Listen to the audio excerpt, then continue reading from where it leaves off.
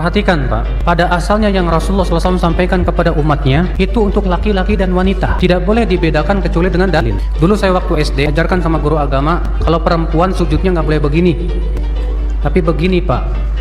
Saya coba cari-cari riwayatnya waktu saya masih kuliah hadis, saya dapatkan diriwayatkan oleh Baihaqi, tapi sanadnya dhaif jiddan, sangat lemah hadisnya, sehingga tidak bisa dipakai. Maka apa yang disyariatkan untuk laki-laki juga disyariatkan untuk perempuan. Karena Rasulullah bersabda, innaman nisa syaqaiqur rijal, wanita itu saudaranya laki-laki, sama. Nggak boleh kita bedakan kecuali dengan dalil. Assalamualaikum warahmatullahi wabarakatuh. Bismillahirrahmanirrahim. Allahumma sholli ala sayyidina Muhammad wa ala alihi washabihi ajmain, amma ba'du. Saya tidak bermaksud berebut siapa yang benar dengan Pak Ustadz Badrus. Saya hanya ingin kita mendapatkan konsumsi narasi yang waras. Nah, itu saja. Soal benar salah biar Badrus yang urus. Kita berpikir waras saja dulu. Pak Ustadz ini dengan begitu pedenya mengatakan bahwasanya keliru kalau membedakan sujud laki-laki dan perempuan. Artinya harus sama. Memang ini bukan soal farduh ya, bukan soal rukun, tidak berkonsekuensi kepada batal dan tidak batal, bukan soal itu. Ini soal waras berpikir saja dulu. Si Badrus ini mengatakan karena itu hadisnya dhaif. Hasil dari telaah dia setelah kuliah hadis ya. Luar biasa lah, daripada nggak ada hasilnya setidaknya setelah kuliah ada hasilnya. Tahu kalau hadis itu dhaif. Padahal googling juga sudah tahu itu hadis dhaif. Kenapa? Karena Imam Baihaqi ketika meriwayatkan hadis itu ya ada keterangannya di situ bahwa hadis itu dhaif gitu ya. Tetapi yang ingin saya pertegas bahwasanya kalau kita membacanya utuh ada yang kocak di sini.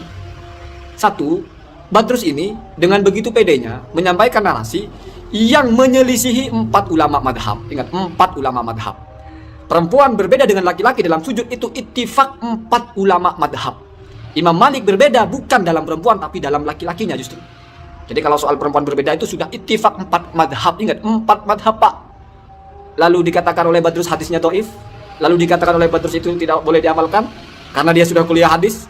Apa waras seperti itu? Waras nggak kira-kira? Itu saja. Nanti kita bedah secara intensif apa bukti dari omongan saya ini di belakang. Sekarang kita kasih gambaran secara garis besar dulu. Sementara modal dari Badrus ini mengatakan seperti itu, ternyata hanya karena mengikuti pendapatnya Syekh Utsaimin, mengikuti pendapatnya Syekh bin Baz. Jadi di pikiran dia, Syekh bin Baz dan Syekh Utsaimin lebih layak diikuti. Walaupun menyelisihi konsensus 4 madhab. Dan lucunya yang akan terungkap nanti, bahwa hadis dhaif yang dia bicarakan itu, sebagai hujjah menolak pendapat itu adalah hujjah imajiner. Hanya dalam bayangan dia itu. Jadi seperti ada satu santapan yang semua orang sudah tahu ini nasi enak, makan enak. Dia tolak karena di pikiran dia berasnya beras palsu. Di pikiran dia, nasi ini terbuat dari beras palsu. Karena dia sudah tahu ada beras palsu dan menurut dia dicampurkan dalam nasi itu, padahal di nasi itu tidak ada beras yang dia pikirkan itu. Ini secara logika ya. Jadi dia salah di dalam memahami, salah ngomong akhirnya ya. Mari kita detail lebih jelas lagi.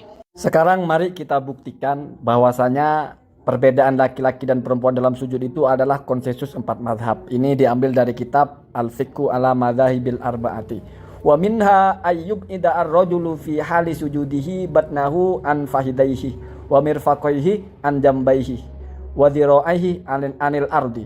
Hadza idza lam yatarattab alaihi idza ujarihi fi sholati wa illa haruma li'annahu sallallahu alaihi wasallam kana idza sajada jafa ay ba'ada baina batnihi wa fahidaihi.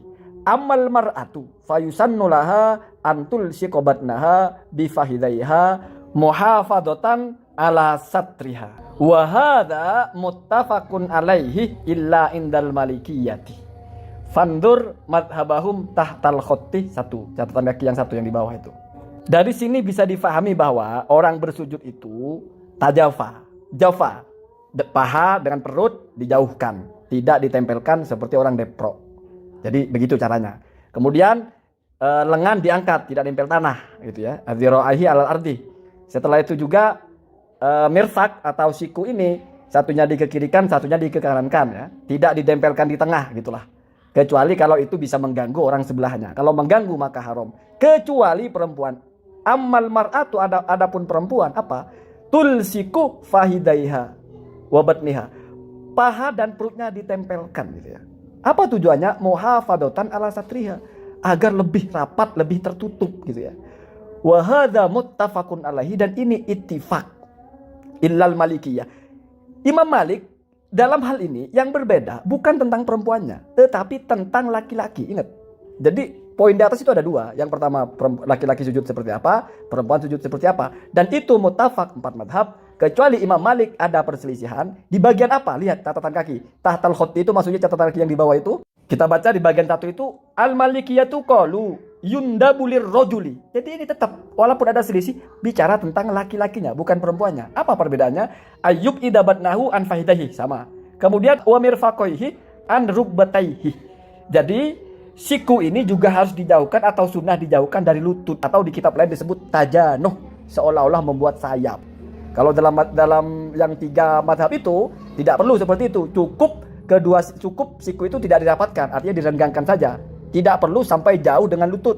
Sebagaimana dalam madhab Maliki, hanya dalam laki-laki saja. Perempuan tetap seperti yang di atas tadi. Jadi jelas bahwasanya kalau ada orang bilang laki-laki dan perempuan berbeda sujudnya, itu konsensus 4 madhab. Disalah-salahkan. Dianggap sesuatu yang berdiri di atas hadis doif oleh Pak Badrus. Begitu juga oleh junjungan dia. Syekh bin Baz juga Syekh Usaimin ya, bukan Syekh ya. Jadi di situ tidak warasnya, ya, tidak warasnya di situ. Sekarang mari kita buktikan, apakah benar ulama madhab itu berdalil dengan hadis yang doif itu. Ini dalam kitab Al-Um tertulis babu tajafa fis sujudi. Qala Syafi'i rahimahullahu taala anna Rasulullah sallallahu alaihi wasallam kana idza sajada jafa baina yadayhi. Anda baca sampai ke bawah itu sama sekali tidak menyebutkan hadis tentang sujudnya perempuan berbeda dengan laki-laki sebagaimana itu ada dalam Sunan Al-Baihaqi yang memang doif. Tidak memakai itu. Dan di sini Imam Syafi'i belum bicara tentang perempuan.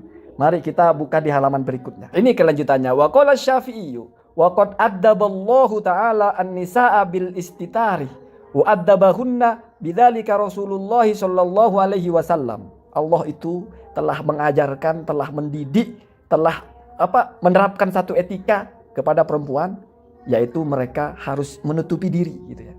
Begitu juga Nabi mendidik itu, mengajarkan itu kepada mereka. Wa uhibbu al-mar'ata fis sujudi antadumma ba'daha ila ba'din. Maka saya suka, sehingga ini menjadi hukum istishab dalam madhab Syafi'i berdasarkan statement Imam Syafi'i yang ini tidak bicara hadisnya.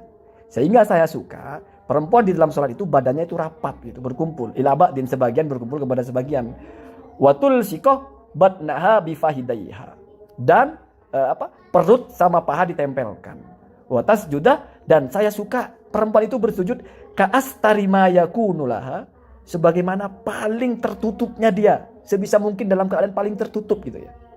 Wa hakadza uhibbulaha fi ruku'i, dan keadaan seperti itu saya suka dia dalam ruku, juga di dalam sujud, wal julus, dan juga di dalam duduk ya. Wa jami'is sholati, dan juga di seluruh gerakannya dalam sholat. Dari sini menjadi jelas bahwasanya mazhab Syafi'iyin ketika menetapkan bahwa perempuan berbeda sujudnya dengan laki-laki, berbeda rukunya, sama sekali tidak berhujah dengan hadis doif. Maka ketika Badrus Salam menolak pendapat 4 mazhab karena alasannya hadisnya doif, itu penolakan yang tidak nyambung. Alasannya Imam Syafi'i jelas, perempuan itu harus tertutup, sebisa mungkin sangat tertutup. Bahkan dalam sholat pun bukan hanya baju yang menutupinya, anggota tubuhnya itu sebisa mungkin rapat, tidak ada yang renggang. Paha dirapatkan, perut sama paha dirapatkan, tangan pun dirapatkan, tidak direnggang-renggangkan sebagaimana laki-laki. Itu. Kalau memang masih mau cari dalil-dalil setelahnya, ada dalam kitab Al-Musannaf karya Ibnu Abi Syaibah. Di bagian paling atas itu haddatsana Abul Ahwas an Abi Ishaq anil Harith an Aliyin qala idza sajadatil mar'atu faltahtafis wal tadumma fahidaiha. Apa itu maksudnya? Apabila perempuan sujud maka badannya itu dirapatkan.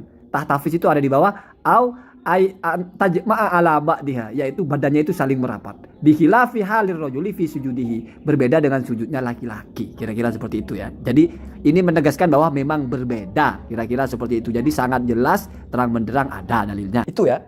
Ibnu Abbas juga ada ke bawah itu, Anda baca sendiri. Dalam kitab Al-Musannaf itu lengkap seperti itu.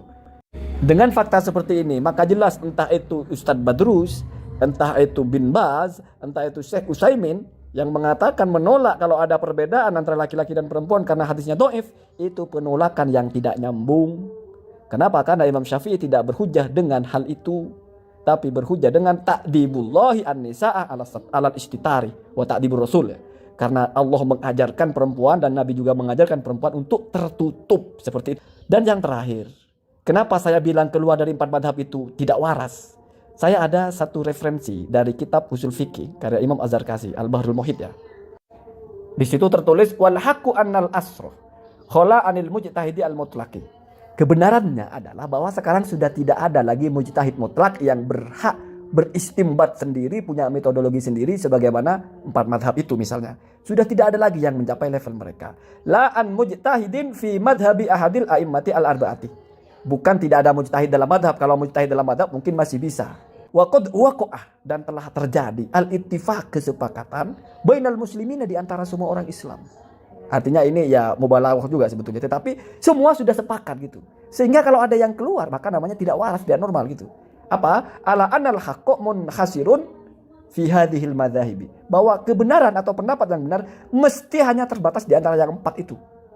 Kalau enggak yang benar Imam Malik, Imam Syafi'i. Kalau enggak Imam Syafi'i, Imam Ahmad. Kalau misalnya mereka berbeda-beda. Tapi kalau mereka sudah ittifaq, ya lebih kokoh lagi itu sebagai sebuah kebenaran.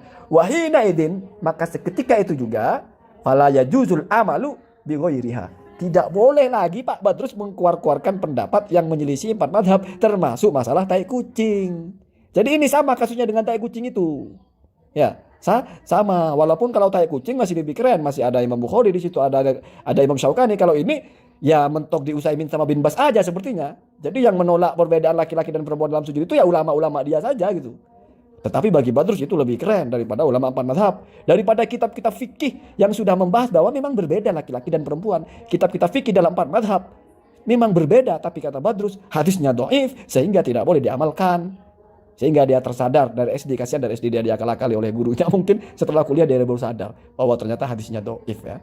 Inilah yang saya maksud. Mari kita berpikir waras ya. Silakan Anda yang tentukan. Mau ikut Badrus? Karena ini tidak akan kafir juga, tidak akan batal juga sholatnya ya. Tidak akan, ini hanya bicara furu yang paling furu, bahkan hanya sunnahnya, tidak menjadi syarat rukunnya. Kata Ibnu Qudamah itu memang secara asal laki-laki dan perempuan sujud sama, tetapi perempuan berbeda di bagian-bagian tertentu. Kenapa disebut sujudnya sama? Misal sama-sama syarat sahnya sujudnya dahi nempel di tanah, itu salah satu contohnya ya. Semoga ada manfaatnya. Assalamualaikum warahmatullahi wabarakatuh.